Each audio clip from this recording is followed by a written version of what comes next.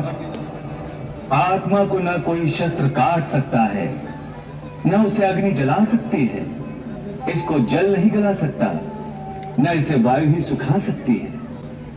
नयनम छिन्दन्ति शस्त्राणि, नयनम दहति पावकः, न चैनम क्लेदन्त्यापो, न शोष्यति मारुतः। हे मधुसूदन, तुम कहते हो कि मनुष्य अपनी अंतिम सांस तक ही माया मोह में पड़ा रहता है, तो इसी कारण जन्म के चक्र में फंस जाता है। परंतु तुम्ही ने इस माया में सृष्टि की रचना करके और दूसरी ओर मनुष्य को चंचल मन प्रदान करके दोनों को एक दूसरे में उलझा दिया है। तत्पर मनुष्य के बहकने के लिए अनगिनत आकर्षण पैदा किए। मनुष्य इसके जाल में उलझा रहता है। और क्षमा करना, तुम्हें चाल बिछाकर किसी शिकारी या बहरेले की भांति जाल में फंसे मनुष्य के हाथ पैर मारने, उसके छटपटाने का तमाशा देखते रहते हो। नहीं अर्जुन, मैं मनुष्य की सहायता भी करता हूँ, परंतु कब कि तुमने कर्म का विधान बना दिया है, जन्म मरण का चक्र चला दिया है और इस चक्रव्यूह में मनुष्य को फंसा दिया है। ये तो कोई बात नहीं है, ये तो कोई सहायता नहीं हुई। मैं सहायता अवश्य करता हूँ। अपने भक्त को मैं कभी बेसहारा नहीं छोड़ता, परंतु मनुष्य मेरी ओर देखे सहायता के लिए, मेरी ओर बढ़े तो मैं उसकी सहायता करूँ ना। परंतु वो मेरी ओर बढ़ने के बजाय अपने अहंकार में डूबा रहता है, अपने बाहुबल के घमंड में पड़ा रहता है। वो तो इस भ्रम में पड़ा रहता है कि संसार में उससे बढ़कर कोई नहीं है। वो तो केवल अपनी बुद्धि और अपने बल पर ही भरोसा करता है। अपने बाहुबल पर उसे अपने परमात्मा से भी अधिक विश्वास होता है। मैं मनुष्य से एक श्रद्धा के अतिरिक्त कुछ नहीं चाहता, कुछ नहीं मानता। वो मेरे प्रति बड़े बड़े चढ़ावे न चढ़ाए। सोना, चांदी, घी, चंदन और भगवान के चढ़ावे मुझे नहीं चाहिए। श्रद्धा और भक्ति भाव से एक फल, एक फूल, फूल की एक पत्ती, जल का एक कतरा, ये चावल का आधा दाना ही सही, मैं उसको भी भक्त की श्रद्धा से कहीं अधिक श्रद्धा से स्वीकार कर लेता हूँ। पत्रम पुष्पम फलम तोयम यो मे भक्त्या प्रयच्छति तद अहम भक्ति उपहृतम अश्नामि प्रयतात्मना। अरे इतना भी ना हो सके तो श्रद्धा या भक्ति का एक आंसू ही सही, मैं उसे भी कबूल कर लेता हूँ। श्रद्धा में डूबे उस एक आंसू में मेरा सारा अस्तित्व सराबोर हो जाता है।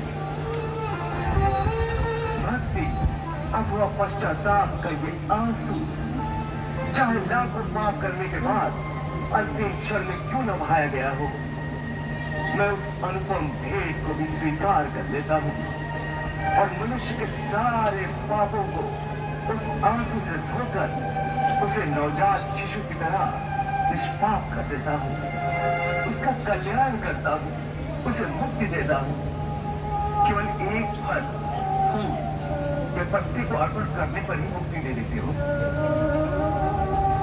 कर्म विकर्म, पाप पुण्य, धर्म विधान सब यूं ही रह जाते हैं। ये धर्म, ये विधान और उसके सारे सिद्धांत तो चंद्रमा और अनगिनत तारों की भांति होते हैं, जो अधर्म और अज्ञान के अंधकार में झिलमिलाते रहते हैं। परंतु जब भक्ति का सूर्य उदय होता है तो ये सब के सब छुप जाते हैं। सब प्रकार के भोग स्थित प्रज्ञ मनुष्य में किसी भी प्रकार का विकार उत्पन्न करने में असमर्थ होकर उसी में समा जाते हैं। अर्थात स्थित प्रज्ञ मनुष्य समस्त भोगों का उपभोग करते हुए भी आसक्ति से मुक्त रहते हैं। सामान्य मनुष्य तो भोग की पदार्थों के पीछे दौड़ते हुए अपनी जीवन यात्रा समाप्त कर देता है। परंतु स्थिर प्रज्ञ मनुष्य की जीवन यात्रा जन कल्याण का उद्देश्य रखती है। सामान्य मनुष्य रात्रि का अंधकार होने पर सो जाता है तथा सूर्योदय होने पर जाग जाता है, परंतु योगी की दृष्टि में देह का सोना जागना महत्वपूर्ण नहीं है। कर्म योगी ज्ञान के प्रकाश को दिन तथा अज्ञान के अंधकार को ही रात मानता है। पार्थ, विषयों के बारे में अज्ञान रात्रि के अंधकार के समान है। संसारी मनुष्यों की रात्रि के समय अज्ञानी नाशवान सांसारिक सुख उपभोगों में व्यस्त रहते हैं। ज्ञानी और योगी जागते हैं और परमात्मा का चिंतन करते हैं। हे केशव, कृपया स्थित प्रज्ञ का कोई स्पष्ट उदाहरण देकर समझाओ। हे अर्जुन, विशाल और अथाह सागर का स्वभाव स्थित प्रज्ञ मनुष्य की भांति ही होता है। नदी में यदि अधिक पानी आ जाए तो उस नदी में बाढ़ आ जाती है। उसकी तूफानी लहरें किनारों को तोड़कर चारों ओर तबाही मचा देती। यह हाल एक क्षुद्र मन वाले व्यक्ति का होता है। थोड़ा सा धन, थोड़ी सी सफलता उसे हजम नहीं होती और धन और सफलता के नशे में चूर वो मर्यादाएं तोड़कर एक ओछे इंसान की तरह हरकतें करने लगता है। परंतु स्थिर प्रज्ञ मनुष्य एक सागर की भांति होता है जिसमें चारों ओर से नदियों का जल निरंतर जमा होता रहता है, परंतु सागर उसी प्रकार शांत रहता है। नदियों का जल उसकी गहराई में गुम हो जाता है और सागर कभी अपने किनारे नहीं तोड़ता। उसके अंदर जल का स्तर वही रहता है। यही स्थिर प्रज्ञ की अवस्था होती है। इसी तरह सब प्रकार के भोग स्थिर प्रज्ञ मनुष्य में किसी भी प्रकार का विकार उत्पन्न करने में असमर्थ होकर उसी में समा जाते हैं। अर्थात स्थित प्रज्ञ मनुष्य समस्त भोगों का उपभोग करते हुए भी आसक्ति से मुक्त रहते हैं। पार्थ, ऐसे स्थित प्रज्ञ को परम शांति प्राप्त होती है। ऐसे स्थित प्रज्ञ मनुष्य ही जगत का कल्याण करते हैं, लोक कल्याण करते हैं। सामान्य मनुष्य तो भोगी पदार्थों के पीछे दौड़ते हुए अपनी जीवन यात्रा समाप्त कर देता है, परंतु स्थिर प्रज्ञ मनुष्य की जीवन यात्रा जन कल्याण का उद्देश्य रखती है। प्रभु, भगवान श्री कृष्ण के कथन अनुसार स्थित प्रज्ञ मनुष्य आसक्ति से मुक्त रहते हैं, परंतु जब कोई मनुष्य संसार में रहकर संसार को भोग रहा हो तो देखने वाले तो उन्हें भोगी ही समझेंगे ना। हाँ देवी, स्थित प्रज्ञ मनुष्य को इसकी चिंता कहाँ होती है कि कोई संसारी उसे क्या समझता है। वो संसार के भोग निरासक्त भाव से भोगता है। ऐसा धीरमती पुरुष यदि किसी नर्तकी का नृत्य भी देख रहा हो तो उसको भी वो भगवान की लीला समझकर देखता है। फिर कोई मनुष्य ये कैसे जान सकता है कि कोई व्यक्ति आसक्ति का मारा हुआ है या स्थित प्रज्ञ, वो भोगी है या योगी? देवी, जैसे चंद्रमा का असल रूप रात के अंधेरे में दिखता है, वैसे ही एक असली योगी का प्रकाश रात के अंधेरे में प्रकट होता है। क्योंकि जिस समय सारा संसार सोता है उस समय योगी अपने हृदय में ज्ञान का दीप जलाकर मेरी भक्ति की साधना करता है। पार्थ, विषयों के बारे में अज्ञान रात्रि के अंधकार के समान है।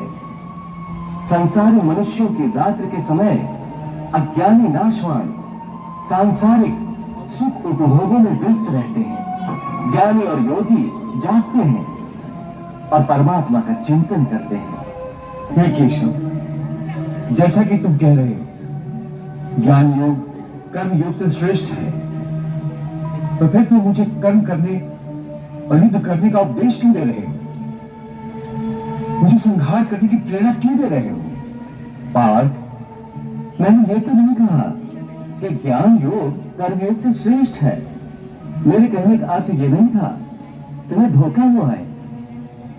हे पार्थ, जैसे साधारण दृष्टि से देखने पर एक नगर में दो आने वाले रास्ते हों, एक पूरब से आ रहा हो, दूसरा दक्षिण से आ रहा हो, परंतु जिस तरह वो दोनों रास्ते अलग अलग दिशाओं से आते हुए एक ही नगर में पहुंचते हैं, उसी तरह ज्ञान योग और कर्म योग दो अलग अलग साधन हैं, परंतु उनका लक्ष्य एक ही है। और दोनों मार्गों से साधक ब्रह्म को ही पाता है। इसलिए दोनों योग उत्तम है, परंतु ज्ञान पर आधारित सांख्य योग की साधना कठिन है। इसके मुकाबले कर्म योग की साधना आसान है। हे अर्जुन, मैंने पूर्व काल में भी इस लोक में रहने वालों के लिए दो प्रकार की निष्ठा कही थी, ज्ञानियों के लिए अथवा सन्यासियों के लिए ज्ञान योग की, और योगियों अर्थात कर्मयोगियों के लिए कर्म योग की। ये दोनों रास्ते प्राणी को भगवान तक ले जाते हैं। लोके अस्मिन् द्विविधा निष्ठा पुरा प्रोक्ता मया नघ, ज्ञान योगेन सांख्यानाम कर्म योगेन योगिनाम। और निष्पाप मैंने सांख्य योग कर्म योग दो प्रकार निष्ठा इस लोक में बताई है।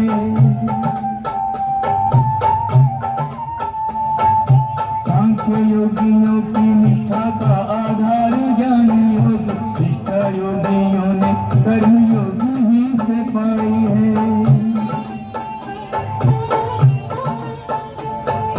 कर्म बिन किए निष्कर्म का न पाए नर, कर्म काटने को विधि कर्म की बनाई है। केवल ये कर्म त्याग देता नहीं सिद्धि लाभ, निष्ठा सांख्य योग